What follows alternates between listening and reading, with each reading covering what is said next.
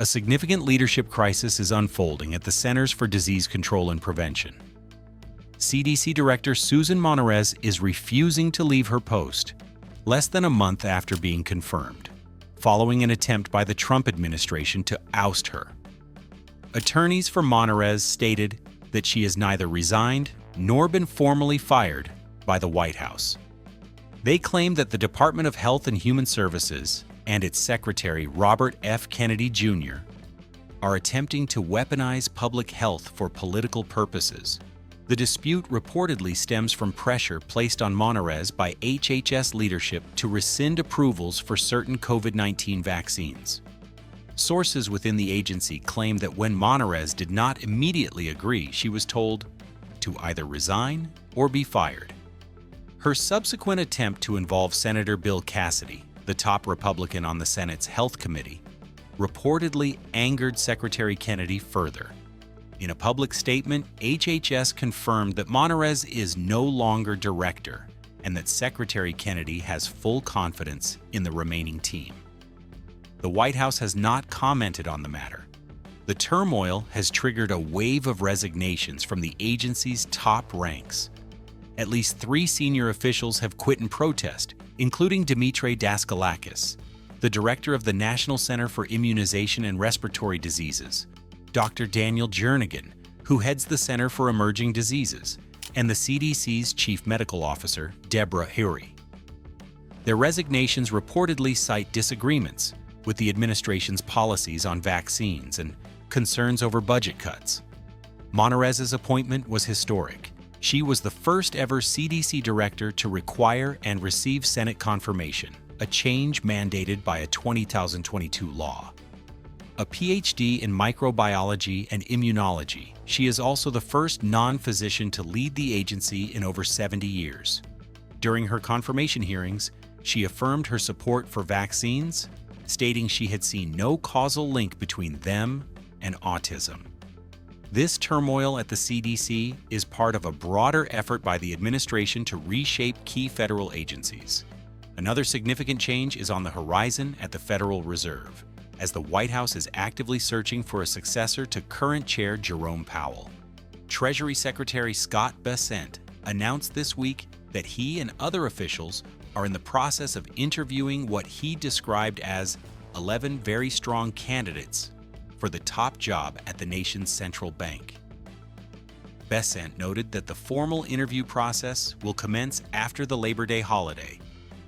While he did not disclose any names on the list, he indicated that President Trump is already familiar with some of the individuals under consideration. The administration is seeking an expert in both monetary and regulatory policy who also possesses the managerial skills necessary to run a large and complex institution like the Fed.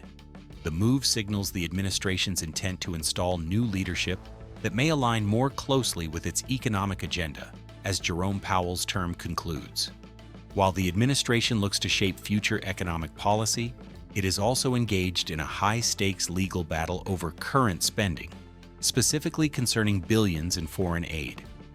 Lawyers for the Trump administration have filed an emergency appeal with the Supreme Court, asking the justices to allow it to freeze nearly $12 billion in funding for the U.S. Agency for International Development, or USAID. The funds were previously allocated by Congress and are legally required to be obligated by the end of the fiscal year on September 30th. This legal fight stems from an executive order President Trump signed in January, which sought to halt most foreign aid as part of a crackdown on what the administration calls waste, fraud, and abuse. That order was initially blocked by a federal judge in Washington, D.C., who ordered the administration to resume payments. Earlier this month, a federal appeals court overturned that injunction, siding with the administration. However, the appeals court has not yet issued a formal mandate to enforce its ruling. This legal limbo means the lower court's order to disperse the funds technically remains in place. In the filing to the Supreme Court, Solicitor General D. John Sauer argued that the foreign aid groups who sued have no legal standing and that any dispute over the funds should be resolved between the political branches, not the courts. The plaintiffs maintain that the president cannot unilaterally withhold funds appropriated by Congress, citing the Impoundment Control Act. The Trump administration's case is now before the Supreme Court, which is also preparing to tackle another contentious issue with major constitutional implications: the role of race in drawing electoral maps. Louisiana's Attorney General, Liz Murrill, is urging the High Court to reject a new congressional map for her state that was drawn to include 2 black majority districts. In a filing on Tuesday, Murrill argued that the state is being forced to violate the Constitution by sorting voters based on race. She stated that the Supreme Court's entire body of law on redistricting needs to be drastically changed or overruled. The case, a consolidation of Louisiana versus Calais and Robinson versus Calais, pits the Equal Protection Clause of the 14th Amendment against the principles of the Voting Rights Act, which is intended to prevent the dilution of minority voting power. The creation of majority-minority districts has long been a tool used to ensure minority communities can elect candidates of their choice. The Supreme Court is scheduled to rehear oral arguments in the case on October 15th. The court previously heard the case in March, but did not issue a ruling. A move that often suggests deep divisions among the justices and raises the possibility of a landmark decision that could reshape voting rights across the country. While these legal battles over voting rights continue, the political world was rocked today by a tragedy in Minneapolis that cut short a major gathering of the Democratic Party. The Democratic National Committee abruptly ended its summer meeting on Wednesday, following news of a mass shooting at the nearby Annunciation Catholic School.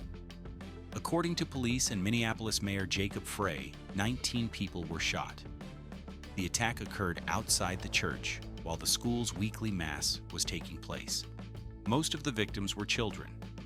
In his closing remarks to the delegates, a visibly shaken DNC chair Ken Martin expressed his sorrow and said, "As we leave here with heavy hearts, let's steel ourselves again in this work and why it's so important." He added that the party's work is to ensure things like this never happen again. The tragic event overshadowed all other party business, including an earlier session where DNC Executive Committee member Christine Pelosi had delivered a sharp critique of the party's spending priorities.